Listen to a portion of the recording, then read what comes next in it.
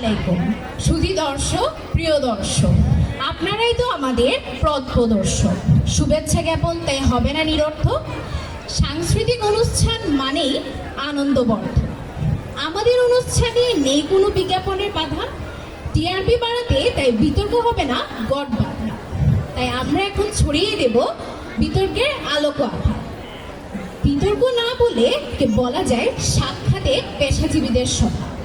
তাই বুঝতেই পারছেন আমাদের আজকের বিতর্কের বিষয়, আমার পেশায় আমি সেরা। অনেক তো হলো কথা, এবার পরিচয়ের পালা। প্রথমেই রয়েছেন যিনি, সম্মানিত শিক্ষিকা একজন তিনি।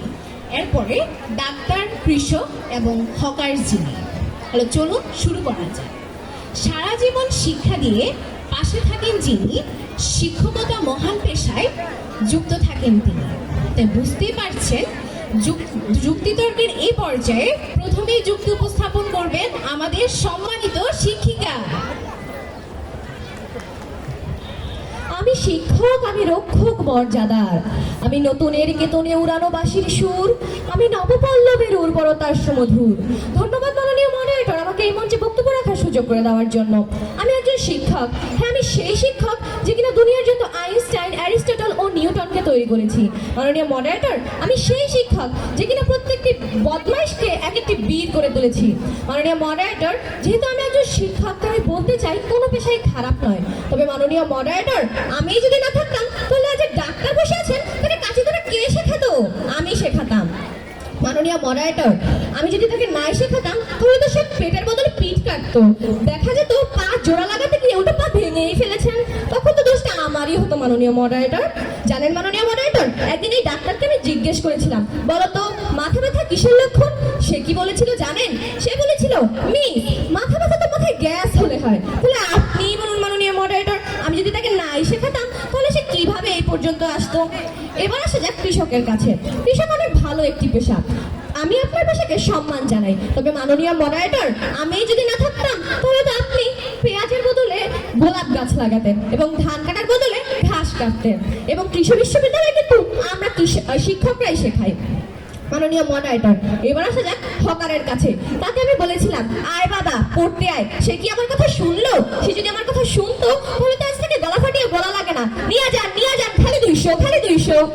মাননীয় মডারেটর ভাগ্যের সাথে তাকে অঙ্কটা ঠিক মতো করিয়েছিলাম। তাকে যদি সেটা আমি ঠিক মতো না করাতাম তাহলে তো সে 80 টাকার বেগুন 40 টাকায় বিক্রি করতো।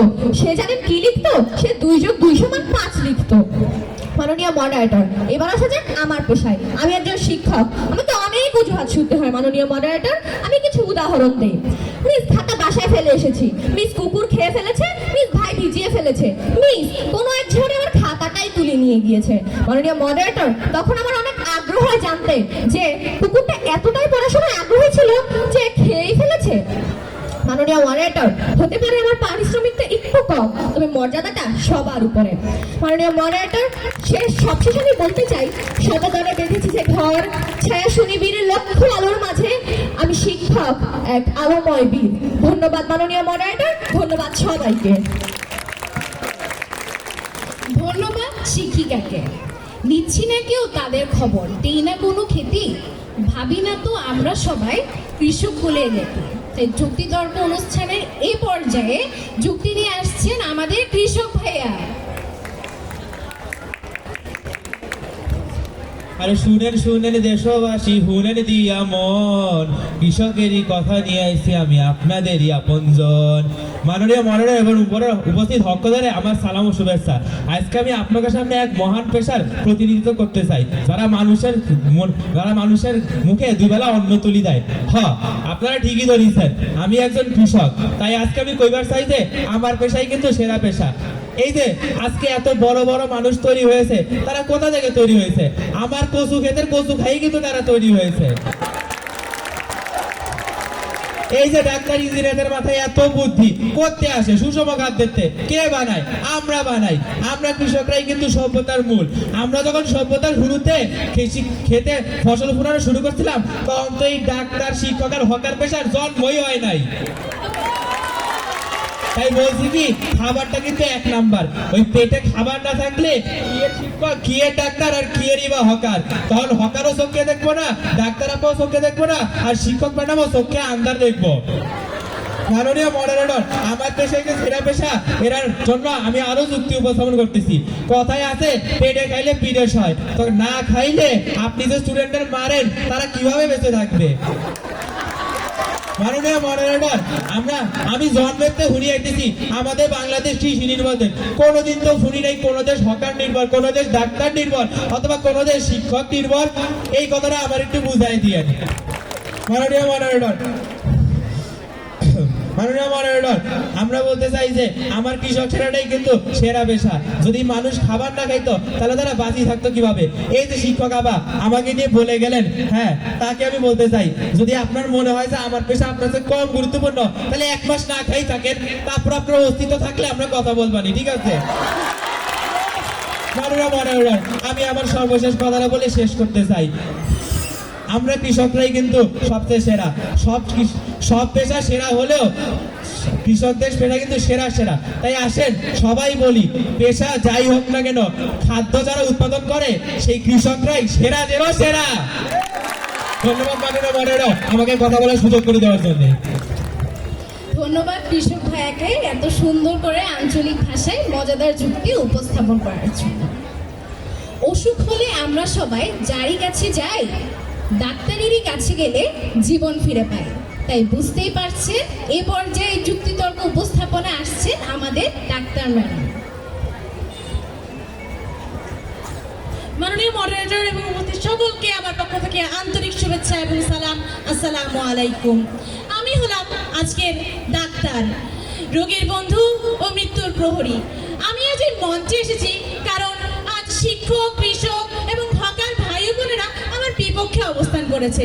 তাই তাদের ব্লাড প্রেশার আমার একটু বেড়ে গেল কিনা তাই মাপতে এলাম। তো চলুন আমার অপারেশনটা নামে শুরুই করা যাক। প্রথমে আমাদের সবার প্রিয় শিক্ষক আমার কাছে একটু আসা যাক।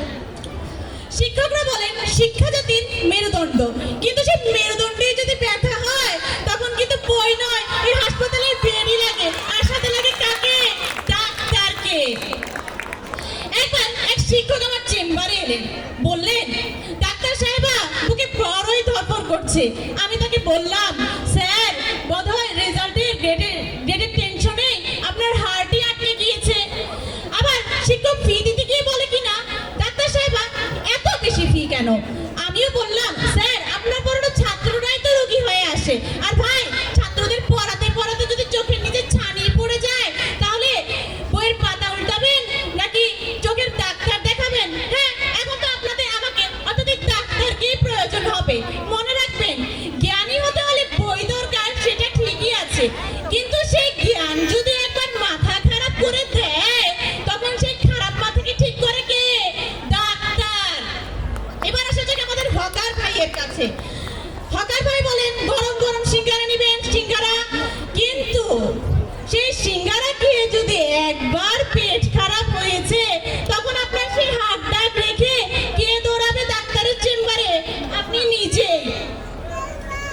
আর ভাই সারাদিন এত নিন করতে করতে দেখা যাবে কোন দিন জানি আপনার গলাটাই আউট অফ স্টক হয়ে গিয়েছে। একটি প্রবাদ বলি শুনুন, হকার হাঁকে রাস্তায় পণ্য লোড, কিন্তু ডাক্তার হাঁকেন রাতে patient host. Next patient please. ওমা, এখানে তো দেখি এবার আমাদের কৃষক চাচা রয়েছেন। তো চলুন না হয় তার কাছে এখন একটু আসা যাক, না তিনি এবার মন খারাপ করেন কিনা বলা যায় না। তো কৃষক চাচা, প্রথমেই জানাই আপনাকে স্যালুট। আপনি ফসল ফলান, অন্ন যোগান, কিন্তু চাচা যদি সেই ফসল খেয়ে খাদ্যে একবার বিষক্রিয়া হয় তখন তো হাসপাতালে লম্বা লাইন। আর কথায় আছে ফসল ফলায় কৃষক, কিন্তু যদি ফসলে কৃমি হয় তখন লাগে কি? কীটনাশক। আর যদি শরীরে কৃমি হয় তখন লাগে কৃমির ওষুধ, আর সাথে লাগে কাকে? ডাক্তারকে। তাছাড়াও জন্মের সময় কিংবা গুরুতর অসুস্থ হয়েছিলেন তখন পাশে কে ছিল? ডাক্তার। এবং শেষ নিঃশ্বাসের সময় পাশে কে থাকে? সেটাও ডাক্তার। তাই বলি পড়ালেখা করে যে অসুস্থ হলে সেও ভর্তি হয়, সিঙ্গারা খায় যে ওষুধও সে খায়, ফসল ফলায় যে হাসপাতালেও সে পালায়, আর সকলকে বাঁচায় কে? ডাক্তার।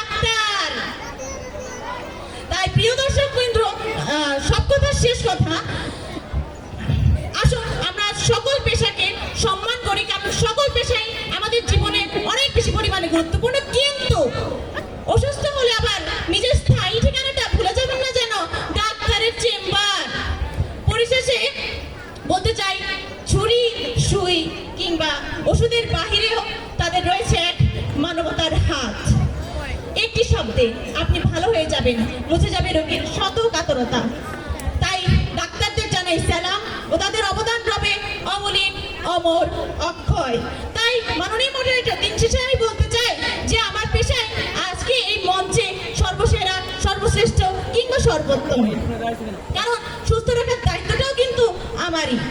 আর এই বলে আমি আজকে আমার বক্তব্য শেষ করছি। ধন্যবাদ মাননীয় মডারেটর, ধন্যবাদ। ধন্যবাদ ডাক্তার ম্যাডামকে। শনি রবি যাই হোক, গ্রীষ্ম কি বর্ষা, তার কোনো ছুটি নাই। ছুটি নিলে ভাত নাই, শেষে দুটো বেচা চাই, পেটে দুটো ভাত চাই। আপনারা নিশ্চয়ই এতক্ষণে বুঝতে পেরেছেন আমি কার কথা বলতে চাচ্ছি। যুক্তিতর্কের একেবারে শেষ পর্যায়ে আমরা চলে যাচ্ছি আমাদের হকার সাহেবের কাছে। ওই চানাচুর নেবে, চানাচুর। মাননীয় মডারেটর আফা, আপনাকে অসংখ্য ধন্যবাদ। আপনি যে আমাকে সম্মানের সহিত এখানে ডাইকা আনছেন, এই জন্য আপনাকে সবাই করে অসংখ্য ধন্যবাদ। আজকের এই অনুষ্ঠানে সকলে আমার চেনে। আমি 64 জেলার 68,000 গ্রামে ভ্রমণ করে থাকি। বিশেষ করে টেকনার মধ্যে তেতুলিয়া, রূপসা হইতে পাটুলিয়া, সুন্দরবন, বান্দরবন, নোয়াখালী, মহাখালী সব জায়গায় আমি ভ্রমণ করে থাকি এবং আপনাদের চাহিদা মিটিয়ে থাকি। আর হকারই আমার পেশা এবং আমি মনে করি এই পেশায় আমার কাছে সেরা। তবে আমি এখন চানাচুর বেচতেছি, তাই বলে আমার ভাইবেন না শুধু আমি শুধু চানাচুরই বেচি। আপনাকে যখন যেটা লাগে ওইটা নিয়ে আপনাদের সামনে আমি চলে যাই। যেমন ধরেন, আপনারা যখন বাসে থাকেন, গরমে ঘামা যেতেছেন, তখন আপনার লাগে ঠান্ডা পানির বোতল লয়ে যায় কে? আমি তো লয়ে যাই। আবার ধরেন আপনারা যখন শীতকালে থাকেন, তখন আপনাদের হাত মোজা, পা মোজা, এছাড়াও মাফলার কিন্তু আপনাদের জন্য আপনাদের সামনে নিয়ে যাই। এছাড়া যখন আপনারা বাসায় থাকেন, তখন আপনাদের বাসার দোরগোড়ায় আমি নিয়ে যাই হচ্ছে সবজি, মাছ, তরকারি, এবং আপনারা এটা খেতে উপকৃত হন। তো প্রথমে এবার আমি আসতে চাই শিক্ষক আপা ডাক্তারের আপার কাছে, যিনি আমাকে আমার পেশাকে নিয়ে ছোট করলেন। তো আমি বলতে চাই, যদি আমি আপনাদের একদিন হকারি বন্ধ করে দিই, তাহলে তো আপনারাই না খায় থাকবেন। তখন আপনারা না খায় থাকলে আপনাদের পেশাটা চালাবেন কিভাবে? এবার আসি আমি কৃষক ভাইয়ের কাছে, যিনি বললেন যে তার পেশায় নাকি সেরা, অথচ তার সবকিছু কিন্তু আমরাই বেচা দিই। তারপরে সে কিভাবে বলে যে তার পেশায় নাকি সেরা? ধন্যবাদ সবাইকে, ধন্যবাদ মডারেটরকে আমাকে এতক্ষণ সময় দেওয়ার জন্য। ধন্যবাদ চানাচুর বিক্রেতা ওরফে হকার সাহেবকে। এরই মধ্য দিয়ে আমাদের বিতর্ক হলো শেষ। এবার ফলাফলের পালা, তবে সেটি নয়তো আমার জানা। তাই আজকের মধ্য দিয়ে আমরা এখানেই বিদায় নিচ্ছি। সবাইকে অনেক অনেক ধন্যবাদ।